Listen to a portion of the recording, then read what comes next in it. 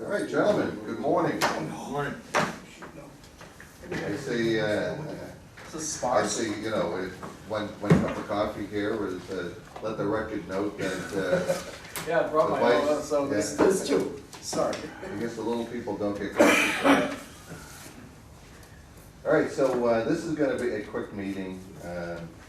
Honestly, it's in preparation of, we're on the agenda for the Board of Selectmen's meeting on Tuesday night to provide an update, which will then allow the Board of Selectmen and procurement to review the data we've collected for them and make final decisions on their next steps of how they will present this to town meeting, how they will determine the breakdown for, for funding this particular mechanism. So in your packet, first document is notice of today's meeting, again, just for reference. Second document is the public notice for the October 22nd meeting. The third document is the minutes from our September 11th meeting.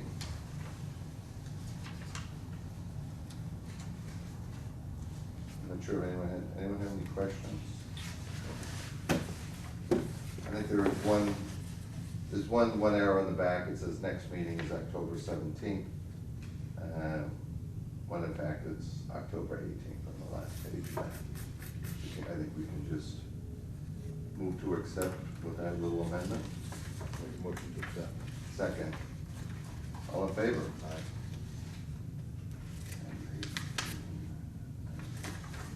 All right, the next document is an updated version of the memo I prepared for last week. Couple of minor changes. The project schedule, I actually moved them up a couple of days. With November 15th for contract signed, November 20th, notice to proceed. But just moved them up a couple of days. We're getting close in that 30 business days or 45 calendar days, so. I mean, I think once we get to town meeting, November 12th, we're gonna have clear direction on what our next steps are, if any. And there's no reason why we really couldn't send out those documents, being Tuesday night, that gives us Wednesday and Thursday, 2 days to get out, contracts that are already been prepared. Okay, the only other noticeable change is on the OPM costs. We've been carrying $233,000. That goes back to 2017. We are, to get through completion, I spoke with John Lemieux. Once construction starts, we're going to have about 13 months. 12 months of construction, 1 month of post-construction commissioning and move-in. The rate for the project manager hourly is $95 an hour, 40 hours a week. 1 day a week, the senior project manager will sit in, and that's at $140 an hour, for 1 day a week. The total, when you multiply that all out, that comes to about $275,000. Now, we talked about how we can kind of value engineer that a little bit. Obviously, Eric, you and I being in the trades, business, the first 30 days of any project is the contractor's really mobilizing, getting construction trailers on site, enclosing the site with a fence, and starting to negotiate with vendors and suppliers to buy out certain products or goods that are gonna be required for the project. So, but that's the only change. That basically, we increased the OPM line item from 233 to 300. I am not crystal clear on how these have been funded in the past, whether they've been funded on the professional services line of the town budget for the OPM, or it's somehow coming out of this project. But again, this is based on the information that's available to us, and it's subject certainly to procurement review, and they can clean it up, so. Anything you'd like, what's your thoughts, Eric, on this memo? I'm keeping it short and sweet for, Yeah, I think the added supervision for the duration that's been noted is needed. well, it's been, no one knew where the 233 came from originally, and so traditionally our approach has been, until we have definitive direction, not making an adjustment up or down. Well, I think it was done by phases, and then the original contract proposal was asked to be broken out, not just to be a total lump sum, and so Tracy's signing off only on what she thought she First needed. phase through, from the design through bidding, Vertex had up to, on a T&M basis, up to, I think, $88,000 or $89,000. They have only invoiced to date about $39,000 or $40,000, so they only have invoiced about half of that. Mhm. Now, I'm capturing my 300, as I'm looking at it, is to go from the construction to post-construction phase. So I don't know how the town is going to pick up or address that 40, but I'm making note, making mention of it so that there's no clarity, no lack of clarity. For reference, I referenced our April 23rd update to the board, simply because it was a formal update, and I thought it'd just be easier for the board when they're reviewing these documents. Mike, what's your thoughts? What do you think on, anything you think we should add? Looks pretty basic to me, I think. The simpler you keep it for the selectmen's meeting, the better. There's gonna be a lot of questions and a lot of discussion anyway, so to get too detailed in this, I don't think is productive. I think that was the point, was give them the data on the numbers, give them the schedule. I don't know what time constraints the Board of Selectmen are under to get on to finalize warrant articles and get it on for the STM on November 12th. Is anyone from Context or Vertex gonna be there? Both Context and Vertex I've requested be available at town meeting. The committee, we're gonna handle our presentation to the board on Tuesday We night. should just be able to be prepared to talk in detail about some of this stuff, because Yeah. I'm sure there'll be some detailed questions. Yep. Okay, as you go through your next set of documents, Vertex created this spreadsheet. I apologize, I should have put this on 8.5 by 14. 30 by 42 paper. Yeah. But what I did do is, I thought it'd be helpful, I provided the data on the two first and second bidders, the certificate of contract. So the first being BC Construction, who was low bidder. They have an average project evaluation rating of 91. They only had 13 projects reviewed, so I take that to read they're a relatively new player to this public bid process. Mhm. As you look at project limits, this is all set by DCAM. Single project limit is 13. This is about half of what their single project limit is. Total aggregate is 30 million. So, I mean, on its face, looking at the average rating of 91, that's certainly within the parameters of being acceptable. When you have a low number of evaluations, one angry customer can really skew that one way or the other. These other documents here are part of the bid that were online. It gives you the added alternates.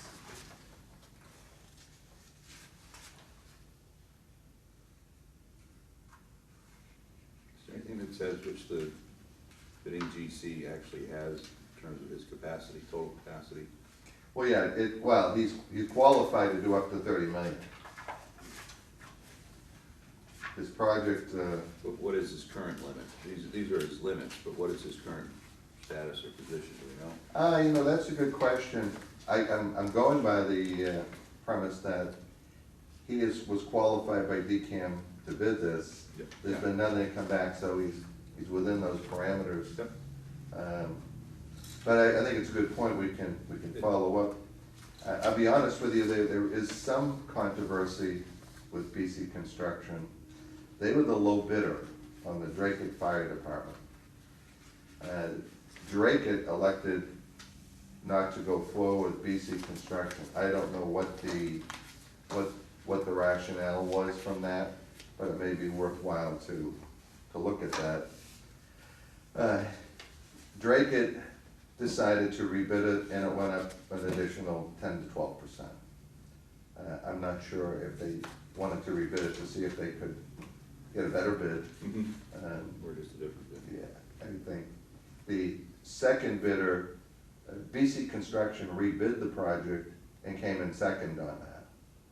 So, there's a, I think from a procurement issue, the town may just wanna follow up with our counterpart in Drake and see if there anything that was a concern. The second low bidder was GVW Inc. And on their evaluations, number of projects evaluated, 41. Average project evaluation, 92. Single project limit, 17 million. Combined project limits, about 70 million. So when you do the comparison between BC and GVW, it looks like they've been a more seasoned player, been at this a longer time. That doesn't mean BC Construction is a new contractor, it just may mean that they've discovered this little honeypot of capital improvement projects for municipalities. So the same thing, the information there.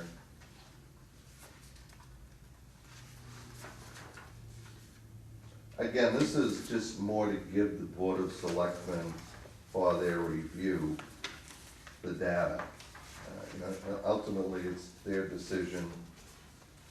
Okay, as you recall, the next document was the October 7th letter from Contracts, clearing up the confusion / controversy on the elevator filed subbid, where it came in inverted of what the intent of the bid was. It was rejected and it's been picked up by the GCs, which is incorporated into all of the base bids and alternate bids that have been submitted and we're forwarding. The October 9th letter was contracts descoped the public bids in comparison to the estimate, the construction estimate that they had prepared. And again, we talked about this at the last meeting. The next spreadsheet is basically the list of general contractors that file bids. I think what's interesting, and I'm not sure if this is normal, we had 68 bidders electronically draw down the plans for this project. And you had 5 bidders actually bid it. I think we had a total of 9 GCs that had drawn down and taken documents. So I guess I come away with this, that basically 68 entities looked at all these documents. That's a pretty broad spectrum of potential bidders. And the end result is market conditions and labor costs continue to impact the bottom line. I think the wild swing in numbers here from the Merrimack bid that we were using as our baseline at $550 a square foot to the current bids, which is at about $650 per square foot. The range of general contractor bids go from $6,100,000 to $7,500,000. So that is, I guess that tells you what's happening in the market. Thank God there were 4 other bidders and we weren't looking at 7.5 million. The difference between low bid and second bid is about $200,000. So I think it's worthy of review, but I think a case has to be made. How do you not consider going forward with BC Construction when there's a delta of $200,000? And honestly, what were the issues that, if any, I don't wanna read anything into why Drake had, took the course of action they did. The next spreadsheet is just the filed subbids. And again, I think the filed subbids are part of the problem. They were in excess of 20% higher than the highest estimate that was anticipated. The general bids obviously incorporate that, and again, we're back to, you've got that 15 to 20% market and labor cost increase from April of 2019. Is that just because they're so busy? It's so busy, and all the unions have renegotiated their contracts. And I mean, typically what happens, Mike, if you've got a full plate of work ahead of you, and you look at this stuff, you say, pretty easy little job. I'll just figure it all at overtime. If I get it, I've got to throw extra manpower off hours, I'm covered. And I see some of these pricing and it just takes my breath away. Right. You know, the norm is completely different, but what you would expect. I've updated our estimate of probable cost. We've added the October 18th column. And honestly, I think it's good to look at this. It gives you a reflection of the variance over time. We started at 6.7. It's gone as high as 7.8 in March, and that was a direct result of the bid results of Merrimack.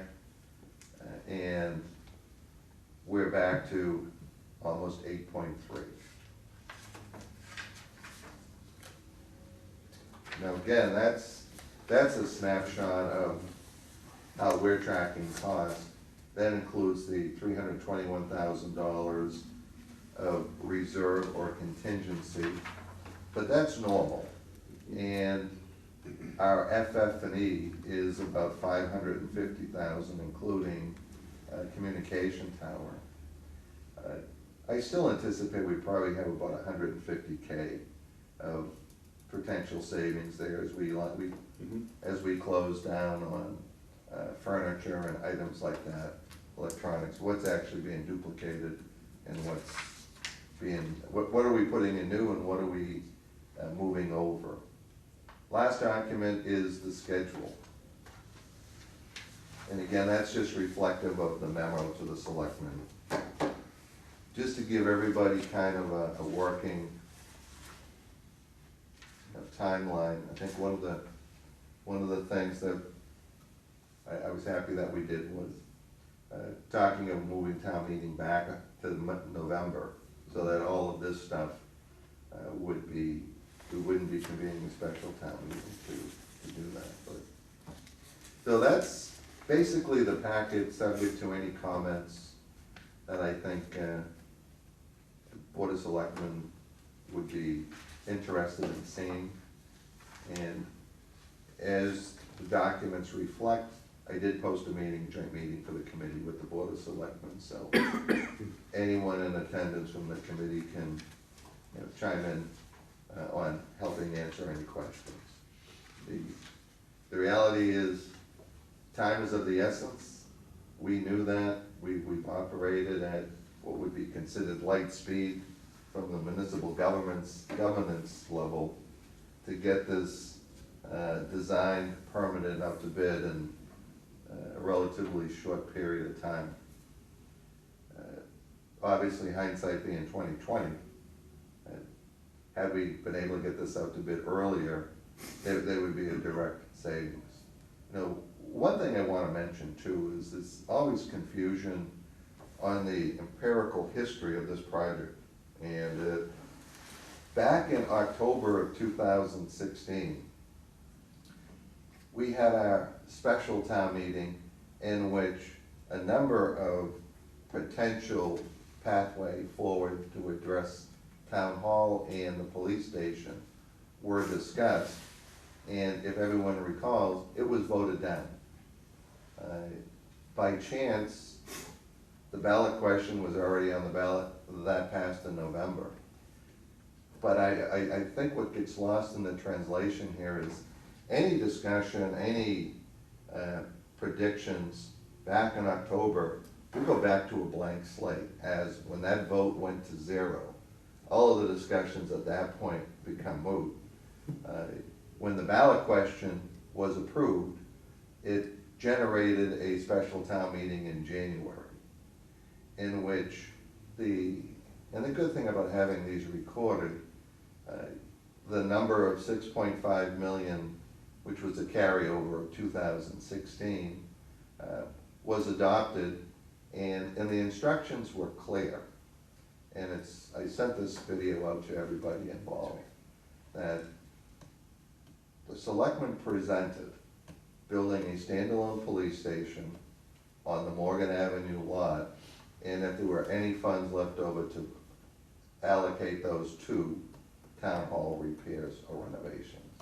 And those were the marching orders. So any confusion prior to that point, or any to imply anything other than that, that's the actual record that we're dealing with.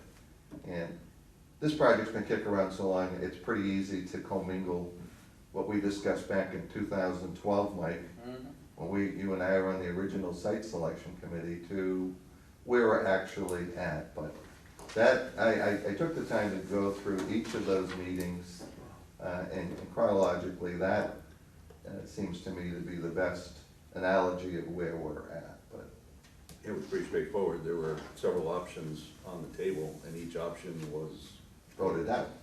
well, they all had a price, and they had a scope, and a price, and a scope, and a price, and a scope, and the 6.5 was the lowest Right. of all the options, and the lowest of all, so. And I've had private conversations with many individuals who were against the project, who have always said, I am more than willing to support the project if it comes in at a higher cost, as long as I am guaranteed that you guys have engineered it down to the basics, and we're not throwing, it's not the Taj Mahal type of thing. And anybody that's sat in these meetings or watched the videos can see how much work you guys have done and we've done to get that down to the basics. There's no frills in this thing. So, I mean, the costs are the costs, and we can kick it down the road, but I will dig my heels in and be, ultimately, it's your town or your money, and you build what you want to build, but I won't go on record as saying we should cut the building size down to fit the budget. We've cut the building size down to the basics and what I can get accredited and what we need.